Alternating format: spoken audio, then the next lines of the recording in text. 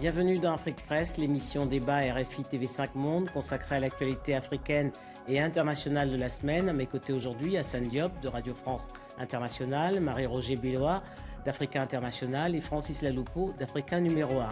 Au sommaire, le Burundi, comment expliquer l'attentisme de la communauté internationale concernant la situation qui prévaut au Burundi depuis le mois d'avril, face à la recrudescence des violences, visant en particulier les opposants au régime de Pierre Nkurunziza. La Belgique, par la voix de son ministre des Affaires étrangères, demande l'intervention des Nations Unies. Le Conseil de paix et sécurité de l'Union africaine vient de décider l'envoi de troupes avec mandat de protection des civils.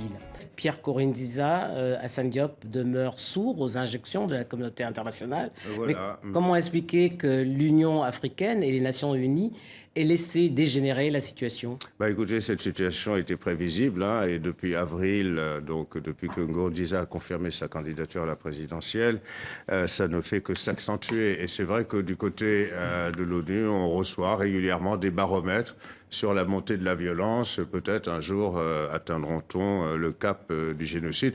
Pour l'instant, donc, juridiquement, on en est à des crimes contre l'humanité. Voilà un Burundi soumis à un régime de terreur d'État, des dizaines de jeunes tués la nuit, débusqués de chez eux dans des quartiers de Bujumbura, la capitale, pour être exécutés froidement devant des témoins qui parlent d'exécution sommaire, alors que la police, c'est-à-dire le bras armé de ce régime de Pierre Nkurunziza, bras armés en uniforme, revendique la mort d'ennemis, c'est-à-dire considérer des jeunes désarmés comme des ennemis.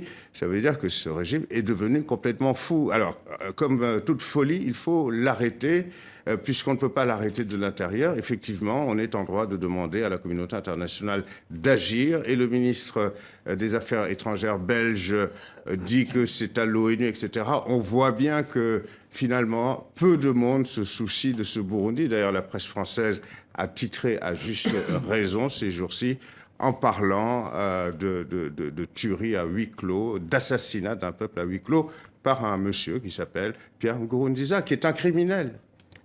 Francis Laloupo, comment expliquer le désintérêt de la communauté internationale pour ce pays? Enfin, on peut parler de désintérêt en tant que tel. Je crois qu'en fait, la communauté internationale, face à des situations particulières comme au Burundi, use souvent d'instruments qui sont très classiques et non adaptés à la situation. C'est surtout ça qu'il faut dire. Il n'y a pas eu de désintérêt, il y a eu des réactions non adaptées en fait à la situation, telles que Hassan vient de le décrire.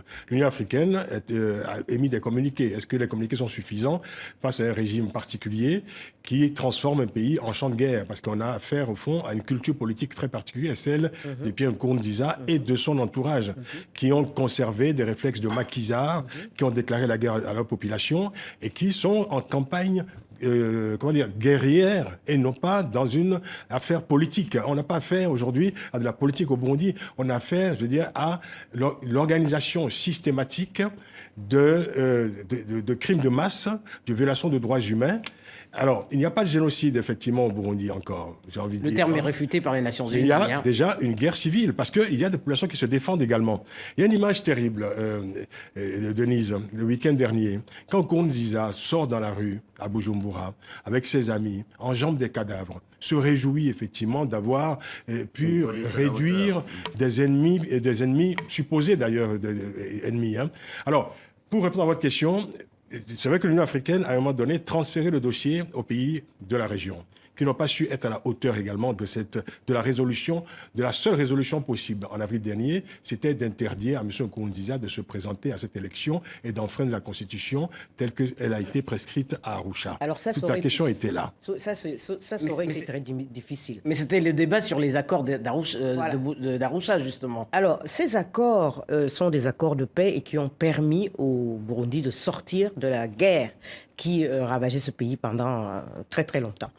Et dire qu'en avril, les pays voisins qui étaient chargés d'une médiation n'ont pas fait leur travail, c'est tout simplement, il y aurait que ces pays ne pouvaient pas faire le travail. Qui étaient les pays de la médiation? On avait le Rwanda qui lui-même, comment il s'appelle? Kagame, ça lui fait déjà près de 20 ans, et qui pendant même la médiation, a annoncé qu'il allait faire un référendum pour rester au pouvoir. On avait Museveni, ça lui fait aussi 26 ans, d'Ouganda. Et qu'est-ce qu'on s'attendait à quoi? Que ces deux viennent dire à un monsieur qui n'a que 10 ans, de pouvoir, oui, tu sais, la situation, il faut que tu t'en ailles. Donc, ça, déjà, ça ne collait pas. Ouais. Et si vous me permettez, tout ce que vous avez dit exact, il y a Nkurunziza est maintenant dans une fuite très autiste, il ne comprend, il n'écoute plus ni rien. Mais il y a un contexte. Il y a justement celui que je viens de signaler, qu'autour de lui, il y a des gens qui restent au pouvoir, qui se tiennent au pouvoir, qui usent d'artifices. Lui veut faire pareil et ça tourne mal. Donc, la communauté internationale, c'est la question de Denise, pourquoi elle ne réagit pas, pourquoi? Mais tout simplement parce qu'elle pensait qu'il s'agissait de quelqu'un qui est resté au pouvoir de manière indue, et on a dit que ça s'est passé ailleurs, et on pensait qu'au bout d'un moment, ça passerait. Or, il y a une guerre, il y a beaucoup d'immixtions. On a dit que les gens étaient armés, mais moi, ça m'a surpris. On a déjà vu ailleurs des présidents qui restent au pouvoir et qui changent des constitutions, restent au pouvoir. Ça ne fait pas des situations comme ça. Ça ne dégénère pas ça ne en dégénère guerre, pas comme civile. ça. Voilà, c'est parce que derrière, on l'a vu, il y a des ingérences. Le pays voisin, c'est sorti.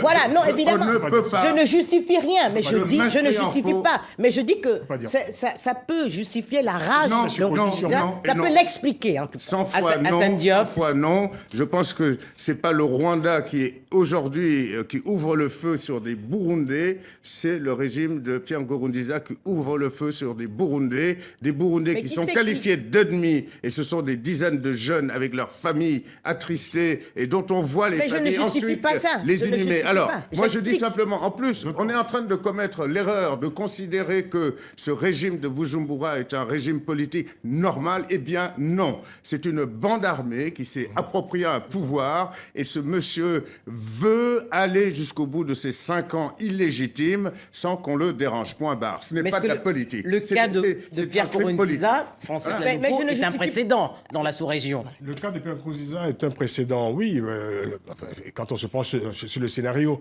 Mais en fait, ce que je voulais dire, c'est qu'au fond, la communauté internationale n'avait pas à être surprise par ce qu'on observe aujourd'hui, mais elle n'a rien fait pour l'arrêter. L'évolution de la situation, parce que c'était prévisible. Tous les signes avant-coureurs étaient là. Des journalistes, que des défenseurs la confrontation, des droits de que si Nkurunziza se présentait à cette élection, il y aurait eu une confrontation. Il faut quand même dire que le plus gros de l'opposition aujourd'hui, la plus grande partie de l'opposition se trouve aujourd'hui à l'extérieur de Burundi. Alors, on nous parle de dialogue. Alors ça, c'est évidemment le terme incantatoire de la communauté internationale. Tous les médiateurs ont été récusés par Pierre Nkurunziza. Qui va dialoguer avec qui?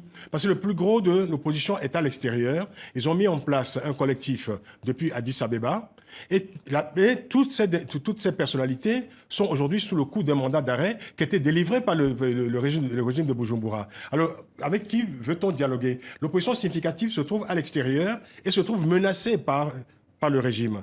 Donc nous sommes au fond dans une situation où un régime a mis en place tout un système d'exclusion de ses opposants et a déclaré la guerre à sa population. On a entendu des phrases terribles du genre « on les tuera tous ». Vous savez, ça rappelle de mauvais souvenirs dans cette région-là, justement. Marie-Roger Biloa, quelle est la marge de manœuvre des troupes que compte envoyer l'Union africaine à Bujumbura?